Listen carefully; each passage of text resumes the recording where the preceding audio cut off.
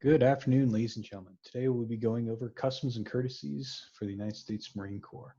This will be a basic overview of some very general customs and courtesies that you were expected to do, know, and perform every day.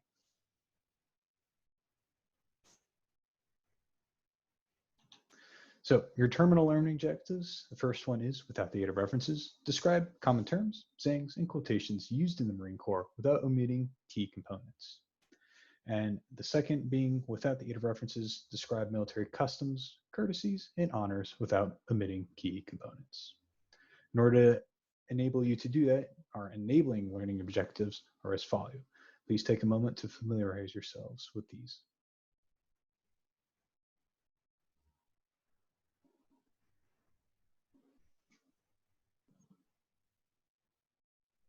All right. Our overview for today's lesson, we'll first go over rank structure, rifle company structure, flags, basic military courtesies, saluting, reporting, boarding and debarking naval vessels, and lastly, the Marine Corps Ball. So starting with rank structure. There are three ways to identify military personnel. The first is grade. It is also referred to as the pay grade of an individual associated with their monthly pay and entitlements, and this is set by the Department of Defense. All services use the same pay grade structure. However, you never will address a Marine by their pay grade. Rank is the way to identify a service member. Each rank is associated with a pay grade and a service component. For example, my pay grade is 03, which makes me a captain in the United States Marine Corps. And lastly is insignia. It's a device worn by a service member that identifies their rank. Officers and enlisted wear their insignia differently depending on the uniform. In a dress uniform, officers wear their insignia on the shoulder lapels, whereas the enlisted wear it on their sleeves, the upper sleeve. Different services do have different insignia for their ranks.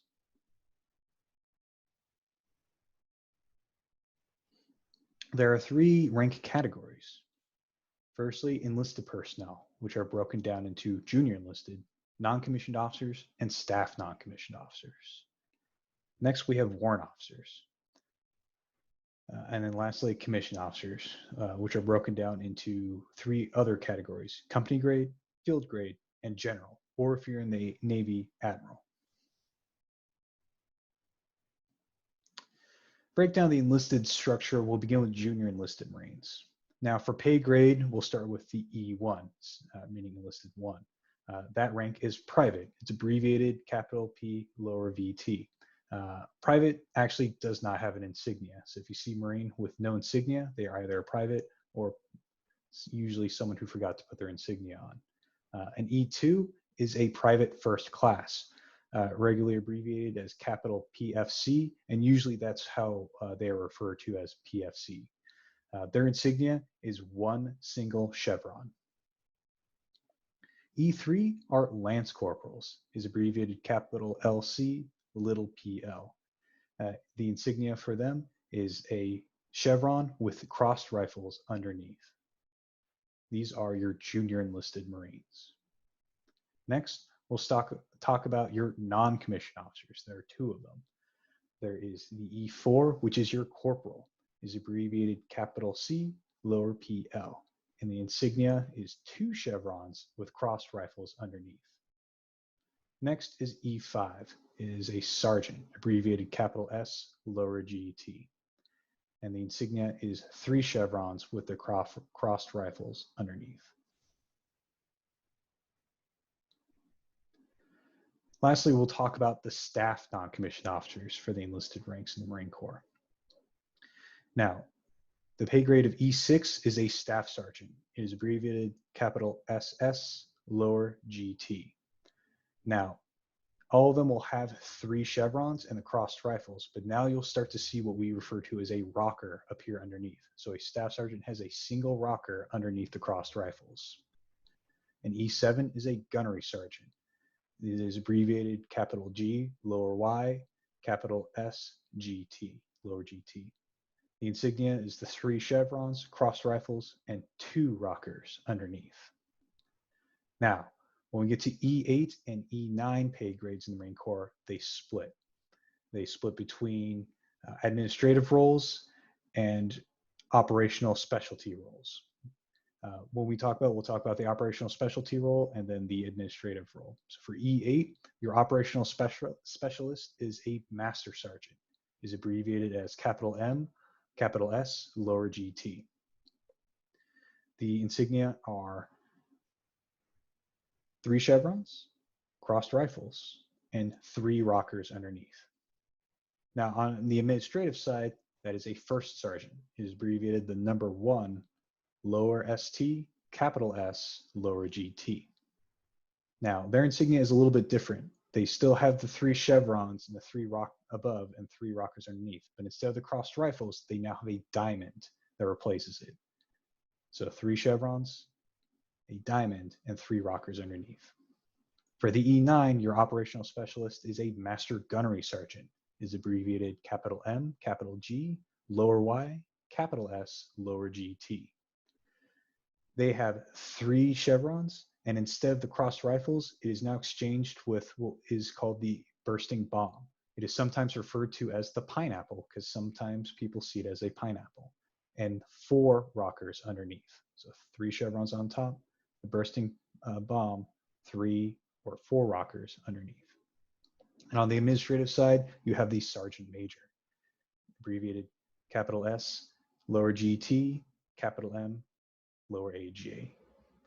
Now they have 3 chevrons on top, and instead of the diamond, as the first sergeant had, it is now a star, followed by 4 rockers underneath. Now there is an additional E9 rank insignia for the sergeant major of the Marine Corps, and it looks like this. And instead of that star, it is actually an EGA, so the Eagle, Globe, and Anchor, with a star on each flank, so one on the right and one on the left. There's only 1 sergeant major of the Marine Corps in the Marine Corps, so if you see this insignia, that is the sergeant major of the Marine Corps. All right, let's talk about the Navy's enlisted structure. So for their junior sailors, pay grade of E1 is a seaman recruit, abbreviated capital SR. In fact, all of their rank abbreviations are capitalized. Much like a private in the Marine Corps, a seaman recruit does not have insignia. And E2 is a seaman apprentice, abbreviated capital SA. Their insignia are 2 diagonal bars. And then E3 is just a seaman, abbreviated SN, all caps. And they have their insignias depicted by 3 diagonal bars. You may see the bars in different colors other than silver. That depicts specialties that the seamen have. However, the standard is silver bars. All right. Now let's move on to the Navy's petty officers, which would be their non-commissioned officers. There are 3 of them. First, at the pay grade of E4 is a petty officer 3rd class. It's abbreviated capital PO and the number 3. Their insignia is what they refer to as the crow over crossed anchors and 1 red chevron underneath. And E5 is a petty officer 2nd class, abbreviated PO2. They have the crow, the crossed anchors, and 2 chevrons underneath. And lastly is the E6, which is a petty officer 1st class, abbreviated PO1. The insignia is depicted with the crow on top, crossed anchors underneath, and then on the bottom, 3 chevrons. Now, the Navy's staff non-commissioned officers are referred to as chief petty officers. Unlike the Marine Corps, they do not split for E8 and E9. At E7, we have the chief petty officer, abbreviated CPO, all caps. Now, much like petty officer 1st class, they have the crow, the crossed anchors underneath the crow, and then beneath the anchors, 3 chevrons, typically gold. However, now there is a single rocker that goes above the chevron, over the anchors, and just behind the crow. Next at E8 is the senior chief petty officer, abbreviated capital SCPO. The insignia is very similar to chief petty officer with the crow, the rocker that goes behind the crow with the anchors and the 3 chevrons, but now there is a single silver star above the crow. And then at E9, there is the Master Chief Petty Officer. Anyone who's played the Halo series, this is what Master Chief is. He's an E9 in the Navy. He's Master Chief Petty Officer is abbreviated as capital MCPO. And instead of the single star, it is 2 stars, pretty much above each wingtip of the Crow, with the rocker behind it, the crossed anchors, and the 3 chevrons below. Now, much like the Marine Corps, there is a Chief Petty Officer of the Navy. His insignia is 3 golden stars above the Crow. And instead of the crossed anchors, it is replaced by another 4th golden star.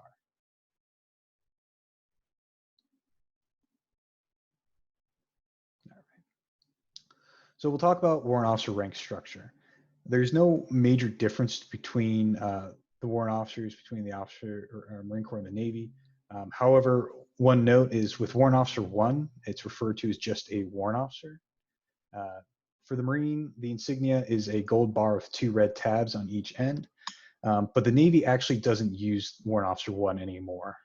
Warrant officers are immediately made Warrant Officer 2, which we'll talk about now, is a Chief Warrant Officer 2. And that is the actual rank. It's Chief Warrant Officer 2. The insignia on the Marine side is a gold bar with 3 red tabs, so 2 on the end and 1 in the middle. On the Navy, it is exactly the same. However, instead of red tabs, they are blue tabs. Now, you will notice there are different insignia for the shoulder pads for dress uniforms, as well as the sleeve identifier for their Navy's dress uniforms as well. You can see that below the rank insignia normally go on a collar lapel. For Chief Warrant Officer 3, a WO3, instead of the gold bar, it is replaced by silver. It's important to know that silver is always above gold in terms of officer ranking.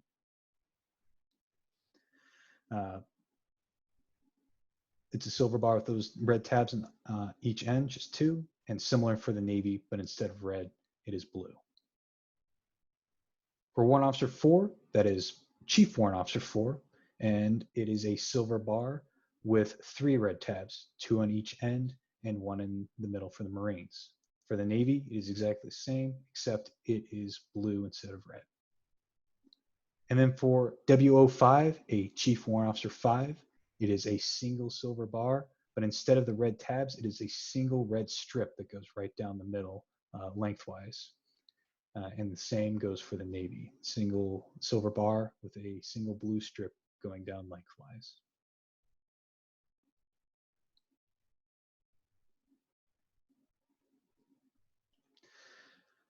Well, now we're going to move on to the officer rank structure within the Marine Corps. Now, at the pay grade of 01 is a 2nd lieutenant. It is abbreviated the number 2, little ND, big L, little t. And the insignia is just a single gold bar. For 02, it is a 1st lieutenant, abbreviated the number 1, little st, big L, little t.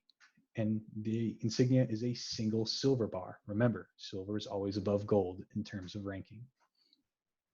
And then lastly in company grade is the 03, a captain. It's abbreviated capital C, little apt.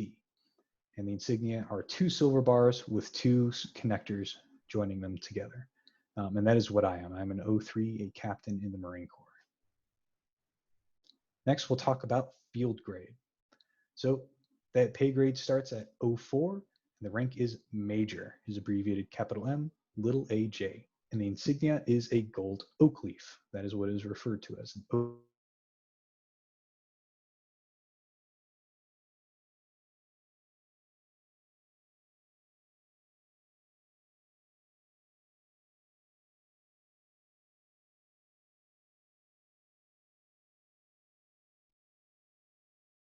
The 05 is referred to as a lieutenant colonel. It is abbreviated LT, big C, little OL. And the insignia is a silver oak leaf. And 06 is a colonel. That is how it is pronounced. I know it doesn't have an R in it, but it is pronounced colonel. The abbreviation is capital C, little OL. And the insignia is silver eagles. Keep in mind that the eagles actually face inward. So if you were looking at an officer, the one you're looking at would be on his left side, and the counterpart would be on his right side, facing inward.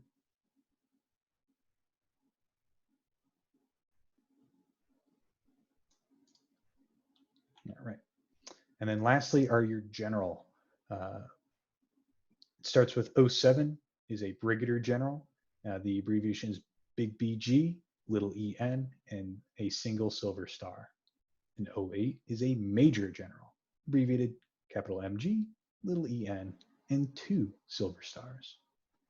And then last, or second to last, is the 09, the lieutenant general, abbreviated capital L, little t, big G, little en, and 3 silver stars.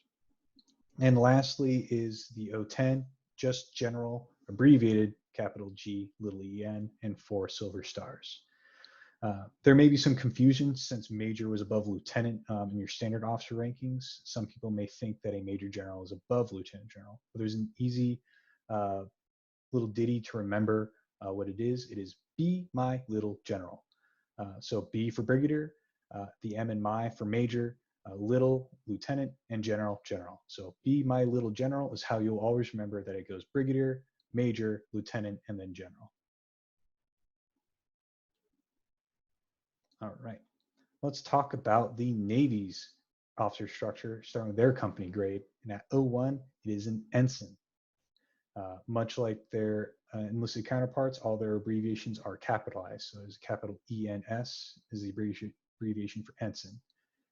And their insignia is exactly the same as Marine Corps officers with a single gold bar. And 02 is a lieutenant junior grade. Their abbreviation is capital LTJG. And a lot of times they're actually referred to just as JG by other officers.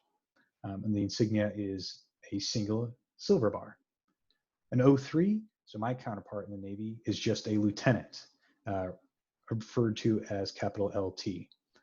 Now, a lot of times in the Marine Corps, first and second lieutenants are also just referred to as lieutenant. Just understand they're talking about a lieutenant on the Navy side. They're referring to an 03, so captain level. And their insignia is 2 silver bars with 2 connectors joining them together. All right. Moving on to their field grade, an 04 is a lieutenant commander, is abbreviated capital LCDR. And their insignia is the gold oak leaf. Next, the 05 is just commander, abbreviated capital CDE or CDR, with just the silver oak leaf instead of the gold. Silver is always above gold, remember. And then 06, captain, abbreviated capital CAPT. Don't let this get confused with Marine captains. A Navy captain, of course, is an 06, so a colonel equivalent, very high rank in the Navy. And they also have the Silver Eagles as their insignia.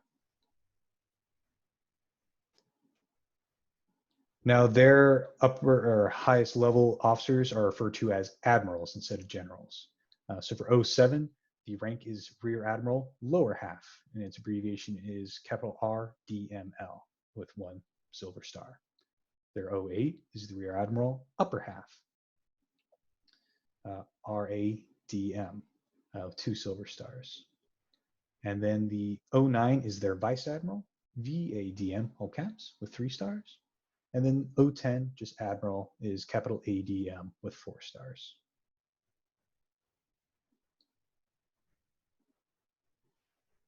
All right, so let's now move on to rifle company structure. So there are some billets within the rifle company that you need to be aware of. This is kind of the order progression that you usually see. So starting with your standard Marine is the rifleman. Typically they're a lance corporal and below, and their main responsibility is themselves and their equipment, as well as their M16 or whatever weapon they've been assigned. Next is their fire team leader, typically a corporal, and they're responsible for the 3 other members outside of them that make up their fire team, as well as his or her own weapons and equipment. Above them is the squad leader, typically a sergeant. They supervise the 3 fire teams that make up their squad, and they are also responsible for the overall discipline and training of that squad. Above the squad leader is the platoon commander. generally a second lieutenant. They control the actions of the 3 squads which make up a platoon, and they are also responsible for the discipline and training of the whole platoon. And lastly, above them is the company commander, generally a captain. It oversees the actions of the 3 platoons which make up the company, and they're responsible for not just the discipline and training, but also the administration and welfare of the entire company. Everything in the Marine Corps is broken down by threes. The only break in that is a fire team is actually made of 4 people. So 3 fire teams make up a squad, 3 squads make up a platoon, 3 platoons make up a company, and so on and so forth. Everything's always broken down by 3 within the Marine Corps. All right, so succession of command. This is the line of individuals with whom have command authority.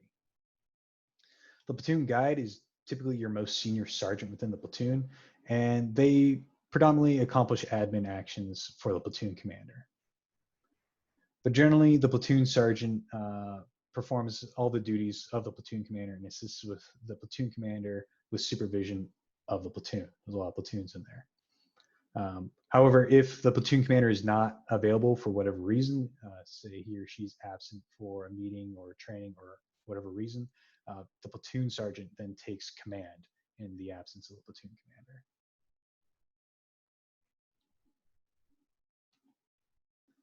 Some additional leadership within the rifle company.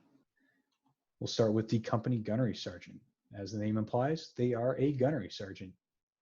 They are the leading expert in logistics and training for the company commander. So if the CO wants to do a exercise in a certain field of expertise, the company gunnery sergeant is the one who would kind of help organize and orchestrate the training areas, the equipment needed, and just the overall plan for how to best get that training done.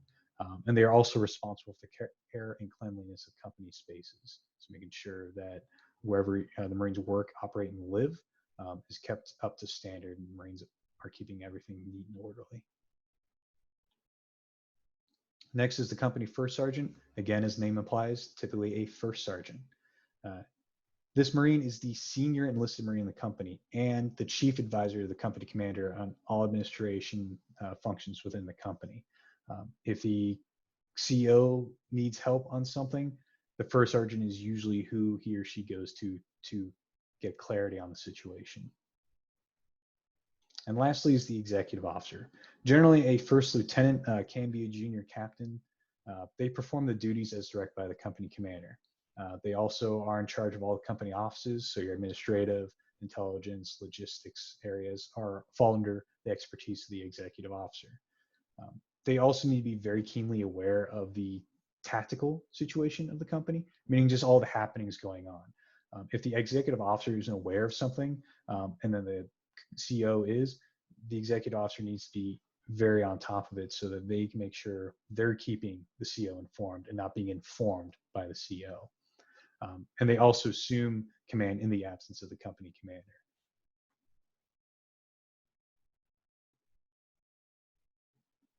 All right, so let's talk about flags.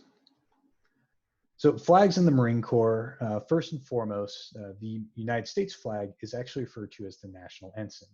And there are 3 variations that you will typically see while serving the Marine Corps. There is the garrison flag, which is a 20 by 38 foot flag, typically displayed on Sundays and national holidays. So it's a very big flag, very obvious from a distance. Next is your post flag, is a slightly smaller 10 by 19 foot flag that is flown during standard weather. And then lastly is your storm flag. It's a small 5 by 9.5 foot flag. It's used for inclement weather. So if it was raining or a storm was coming, that is the flag you would put out on display. And then there's the term colors. Its term refers to the national ensign or unit-specific flag held by dismounted units. However, a lot of times you'll hear it referred to as the daily ceremony when the national ensign is raised and lowered. It occurs at 0800 in the morning and at whenever time sunset is. So it does change depending on where you live and season of the year. And we're actually going to talk more about the daily ceremony for raising and lowering the national ensign later on. Some other flags are standards. They are flags carried by mounted, mechanized, motorized, or aviation units to identify general officers or national foreign dignitaries. So the graphic on the right is actually the standard that would be flown in the event a two-star general or a major general was on station. And then the Marine Corps flag is also referred to as a standard. And then lastly is the guidon. Guidon is a small flag carried by a company, battery, platoon, or attachment to identify it. It's typically carried on an 8-foot staff. That is actually the Officer Selection Station Twin Cities guidon, right there in the graphic below. Okay, so let's go over some basic military courtesies, some things you should know just for when you're interacting with other Marines. So when you're addressing officers, use sir or ma'am. If you're addressing a general, use general. You don't need to necessarily specify major or lieutenant general, just refer to all generals as general. If you are acquainted with an officer, say it's one that you work for, you can use rank and last name. So for example, those who are part of Officer Selection Station Twin Cities will typically say something like, "Good afternoon, Captain Devlin." When you're addressing enlisted Marines, address them by their rank and last name. In terms of the Officer Selection Assistant, it would be, "Good afternoon, Sergeant Abdullah." In informal situations, first names and nicknames are fine amongst your contemporaries or among, if you're a senior officer talking to a junior officer, but not in a formal or work environment. You wouldn't appreciate it if your boss called you by your first name in front of your Marines, so don't do it to your subordinates in front of their Marines. Maintain that professionalism. If it's just you and your boss talking, he calls you by your first name, that's fine. When you're walking with a senior Marine, you want to walk on the left and one pace behind. It's to show respect for the senior ranking Marine. If you're walking with other Marines, though, you want to walk alongside them in what we call columns of two, as you'll see on the graphic on the right. And in step, meaning that you are walking at the same pace at the same time as the other Marines. That was just some basic military courtesies, some very rudimentary stuff. We're also going to talk about next saluting. It's very important. It's something you will do a lot as an officer. So how do you salute? First and foremost, you're going to raise your hand until the tip of your forefinger touches the lower part of your headdress, also known as a cover, slightly to the right of your right eye. Now, the graphic on the right, our example is not wearing a cover. However, if you were, it would still look very close to that. You're going to make sure that your upper arm is parallel to the deck and that the angle between your forearm and your upper arm is 45 degrees. So who do you salute? Well, all senior ranking officers, regardless of service or nationality.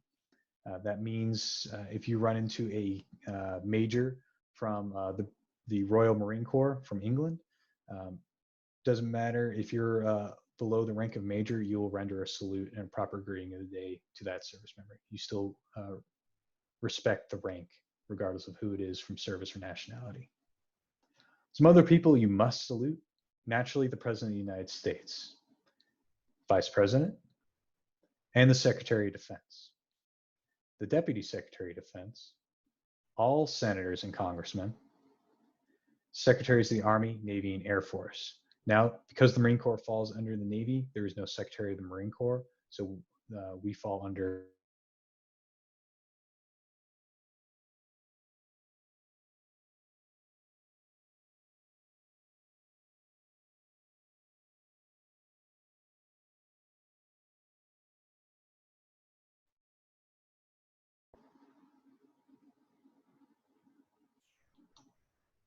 Assistant Secretaries of the Army, Navy, and Air Force. And then you'll also need to salute some foreign nationals, such as heads of states, ambassadors, and ministers of defense or other senior level defense members. So when and where do you salute? When you're under arms. This means when you are carrying a weapon or a cartridge belt of some sort. So whenever you're carrying a weapon, you will be covered which means you must salute when you're covered. If you're in a position of unit leadership, so if there's a formation of Marines and you have taken charge of that group of Marines, you are the one who will render salutes. If you're a Marine in that group, you will not salute. The leader of the unit will salute for you. When you're overtaking or passing a senior officer, so as you come up behind them, you'll try to pass on the left if possible. You'll ask by your leave, sir or ma'am, and provide a salute as you do so. The officer then will respond, generally with granted, return your salute, at which point you are able to then pass them. Standards and colors not cased. So that's flags that are flying, you'll salute those, and you'll typically do it within 6 paces of passing. Salutes should be rendered no further than 30 paces. Means you're not trying to salute someone from across a parking lot. Typically, you want to do it between 6 to 12 paces when you want to give your salute. So when do you not salute? When you're engaged in routine work, when a salute would interfere. So if you're working on an engine or something, you don't want to drop what you're doing just to render a salute because you could put someone in danger. So you don't want that to happen. So if you're busy working and you don't have the ability to salute, you don't need to salute. If you're carrying something with both hands, any good officer isn't going to make you drop literally what you were carrying just to salute them. If you're carrying a couple boxes and you literally have to stop and put them down to salute, you don't need to. An officer is not going to make you do that. In a place where a salute would be inappropriate, for example, theaters or churches. And if you're driving. Now, you may return a salute if you think you can do so while maintaining safe control of the vehicle, but you are not required to if you are driving. So a Marine may salute you if they recognize you in a car, but don't feel like you have to salute them just because they saluted you if you're driving. If you're not driving, you do need to return the salute. In formation, like I mentioned before, if you are not in charge of the formation, you will not return salutes. The leader of your formation will instead. While you're in a field environment, to include training. You don't want to give away to our adversaries who leadership members are, so you don't want to provide salutes to senior leadership in the field. And as a prison chaser, prison chasers are essentially prison guards in the Marine Corps. Their duty is to keep an eye on whomever they are escorting, so they don't need to be distracted by rendering a salute. They need to be ready in the event that whoever they're escorting wants to do something foolish. Now, Marines do not salute while uncovered unless you're saluted by an uncovered soldier or airman first. Generally, this means when you're inside. We don't salute inside. However, the Army and Navy does under certain circumstances, generally when they're reporting in to an officer. If a naval officer gets saluted by someone who's uncovered, generally they will just stand and come to the position of attention to return the salute. But if an airman or soldier salutes you uncovered, you can salute them back. All right, so when you're saluting the national ensign, if you're in uniform and covered, you'll face the flag and render a proper salute. If you're in uniform and uncovered and you're inside, you'll face the flag and come to a position of attention. This will typically happen if there's a ceremony going on inside. If you're not in uniform, you'll stand at attention and place your right hand over your heart. Now, service members are now allowed to remain at the position of attention during the national anthem rather than place the hand over your heart. However, if you are wearing a cover or a hat, you will still remove it and place it in your left hand. Show respect. You do not need to salute small personal versions of the national anthem. So if you're out for a walk and someone on their house has a flag outside, you're not required to salute that one. Or if someone has a flag sticking out, the ones that are on people's cars, you're not required to salute all those little ones, just official ones. And then lastly, a folded flag is considered cased and not saluted. So if colors goes on in the evening, the flag is brought down and folded. And as they're walking in the flag, you're coming outside and you're covered. You don't need to salute that flag because it is considered cased. Now, continuing on with saluting the flag, we're going to talk about morning and evening color ceremony. I told you we talked about this before. So this is a ceremony that happens every day, Monday through Sunday, 365 days a year, well, not 24/7, but every day it happens. So the first thing that happens is 5 minutes before colors, you will hear the warning referred to as the first call, and it's going to sound like this.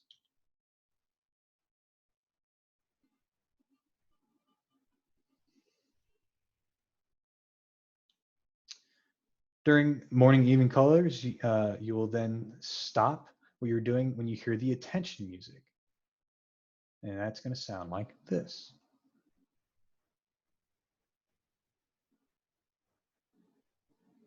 When you hear that, you're going to stop what you're doing, face in the direction of the flag or the source of the music if you can't see a flag.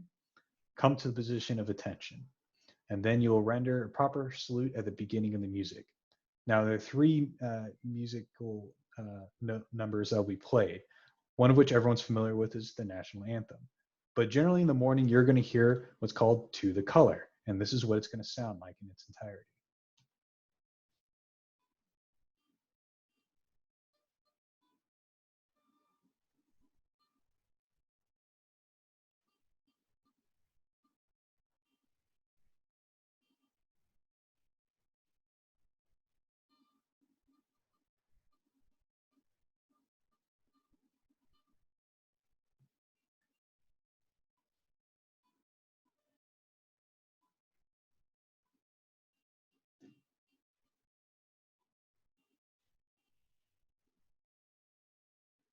In the evening, you're going to hear what's referred to as retreat, and this is what it will sound like. It's a much more somber musical number.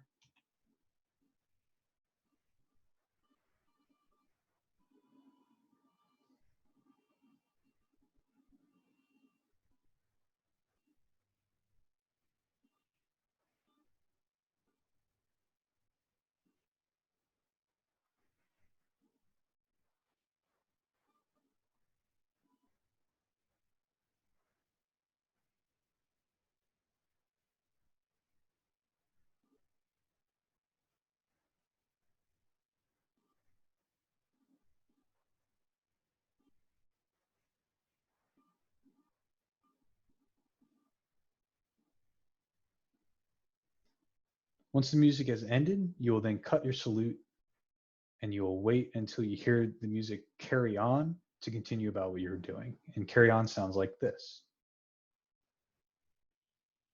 And then you go about your business. If you're in a formation, again, the unit commander will render the salute for you.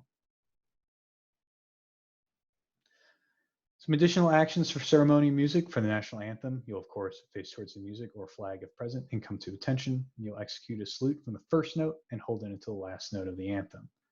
For the Marine Corps hymn, the melody was first written by Jacques Offenbach and performed first on 19 November 1859. When the hymn is played, you'll come to attention and face the music. Now, you will be expected to know all three stanzas of the hymn and be able to recite it at any time while you're a Marine.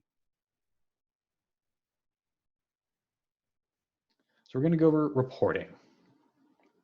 When you're reporting outdoors, the first thing, you're going to approach the officer and halt in a position about 2 paces in front of the officer. You'll render a salute, report good morning, afternoon, evening, sir or ma'am, state your rank, name, and the reporting as ordered. You'll hold your salute until it is returned by the officer you're reporting to. When the officer is done speaking with you about whatever he or she needed you for, they will then dismiss you. You'll say, aye, sir or ma'am.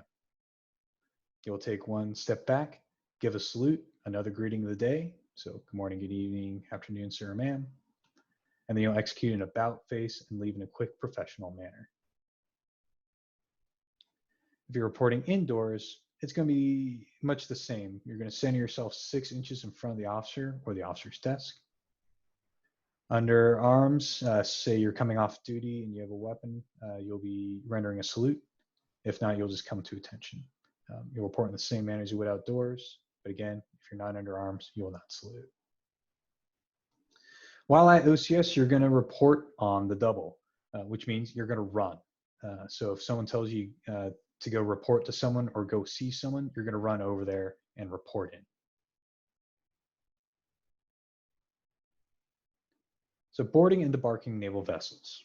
While you may not necessarily do this at officer candidate school, you will likely do this at basic school and throughout your Marine Corps career. So it's important to know how to board and debark naval vessels. Starting with boarding, you'll board and debark via the quarterdeck. It is a ceremonial location on the ship, typically near the bow, and it's their watch station. It's where their officer of the deck, their OOD, is stationed, similar to our officer of the day in the Marine Corps. When you're boarding, you're going to stop halfway up the brow or gangway. It's the ramp from the ship to the shore, and face the aft of the ship and salute. That's because the national ensign is flown at the aft end of the ship. If you are not in uniform, say you're coming off of leave or liberty, you'll come to a position of attention facing the aft position of the ship. When you approach the OOD, you will stop, salute, and declare permission to come aboard, sir or ma'am, as I'm sure many of you have seen in movies. If you are not from the ship, you're also going to tell them why you need to board, so the reason for coming on. The OOD will return your salute, verify your identification, and reply, come aboard. At that point, you then come aboard and go about your business. When you're leaving or debarking a naval vessel, you will salute the OOD and declare requesting permission to go ashore, sir or ma'am. If you're not leaving for liberty or leave, you're going to tell them why you're going ashore in an official capacity. The OOD will respond with an affirmation and return your salute. You'll then depart down the ship's brow or gangway, and you'll again stop halfway down, face the aft portion of the ship, and salute. After cutting the salute, continue down the gangway and carry about your business. Now, for entering and exiting boats and vehicles, junior officers will always enter a vehicle first, and they're going to leave the most desirable seat for the most senior officer. And they're going to tell you what seat they want before you even get in there. When you're exiting, senior officers will always exit first, followed by junior officers. Okay. Lastly, we'll just go over some brief Marine Corps ball etiquette. So, one thing to know, Marine Corps birthday is 10 November 1775. 10 November 1775 is the Marine Corps birthday. Sometimes you will see what is referred to as a troop formation or a parade. I've only seen it once, and that was when I was at the basic school. It's where they have Marines dressed in uniforms throughout the ages, from colonial Marines all the way up to present day. So you can get an appreciation of how the Marine Corps has evolved and changed over the years. On the 1st of November in 1921, our 13th Commandant, General John A. Lejeune, directed a reminder to be read at each Marine Corps birthday. We still read this reminder at all of our birthdays. He set the precedence for essentially a cake cutting ceremony, and it goes as follows. First, a piece is given to the guest of honor. The second piece is then put on a plate with 2 forks, and at first it's given to the oldest Marine present, who will take a bite. And then it is given to the youngest Marine present, who takes a bite. And that shows the camaraderie between all Marines, regardless of age or what generation they came from. Today, we also have a message from the Commandant and the Sergeant Major of the Marine Corps, which tell the Marines about the work that they've done and where we plan on going into the future. Now, as I wrap up this brief, there are some of the resources I used to help create it. And at this time, are there any questions? If not, be sure to send them. And I look forward to talking to you guys next time. Hoorah.